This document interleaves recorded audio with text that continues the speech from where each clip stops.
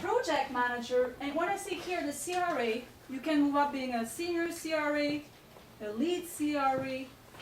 Most of the time CRAs get promoted, they don't even apply for a job.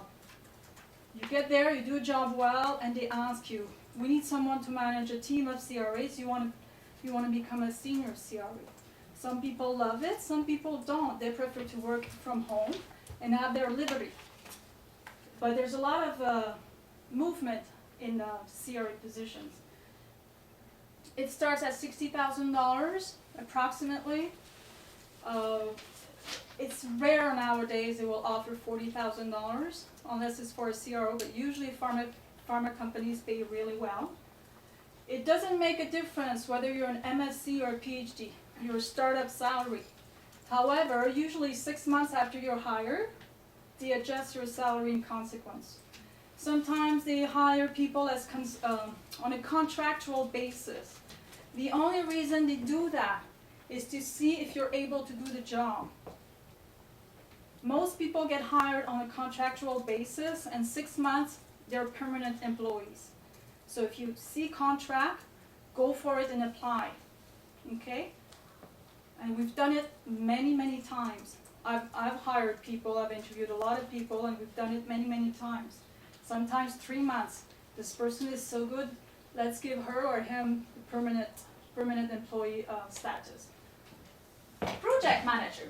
Okay, the project manager usually supervises a team of CRAs.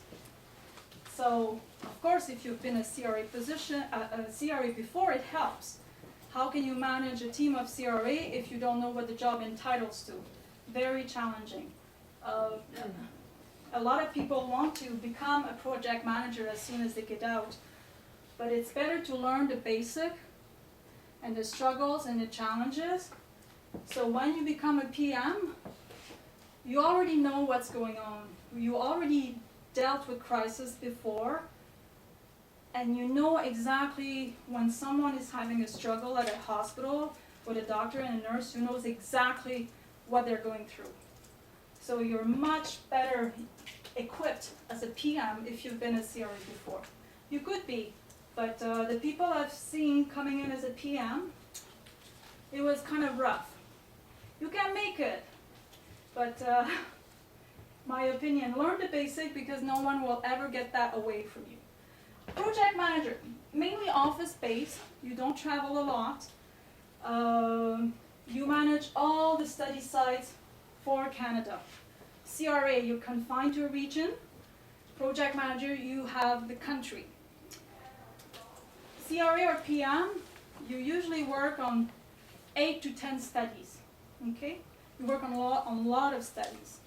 So imagine 10 mini master's degree starting at different point in time. You need to reach your milestones. It's not complicated. People are there to help you. But you don't work on one project only. It's really different projects. You usually visit hospitals along with your CRA at the beginning to ensure the sites start on the right foot.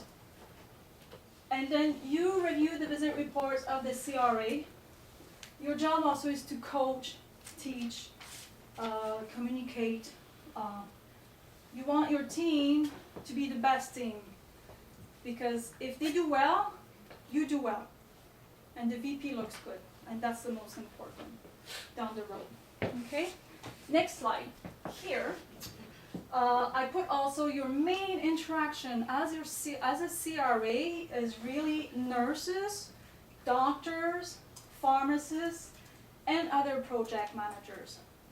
As a CRA, you will rarely interact with regulatory affairs, government affairs, or the legal department because your job is confined to a few hospitals. You normally don't have a budget responsibility. That's handled by the PM. However, you're responsible to review all the regulatory documents, the legal documents. If there's an audit by Health Canada, you will be on the hot seat. If there's an audit by headquarters, you are responsible. You are the responsible person. As a project manager, the difference? Well, they're located in head office. They will most likely interact with people from regulatory affairs, sales or marketing or government affairs. They usually plan a budget for Canada. It could be a small budget, $1 million. It could be $25 million. It could be $250 million. So don't worry if you haven't managed a budget before. There's people there to help you, finance people, and in Excel too, how to manage your budget. And they usually review all the study documents prior release to the sites. The research and development is heavily regulated. There's a lot of paperwork. It's not complicated. It's just a series of documents, a check mark, completed. That's the routine that usually people like the less, but that's the only thing that is routine. We can't deviate because Canada has to do the same as Germany, as the US, as Scotland, as any other country. So we all have to work the same way, all complete the same documents the same way, so that overall at the end, the study, when we do the data analysis, the study's top shape.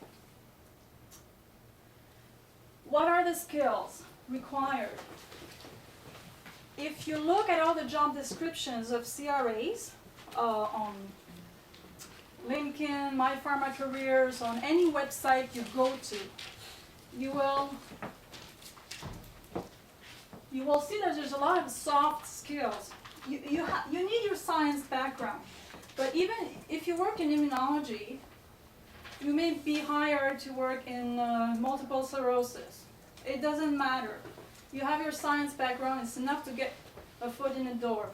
And the science background, you will notice they say science background, science degree, engineering or nursing background. Okay, so it doesn't have to be pure lab work in the lab, but a science background.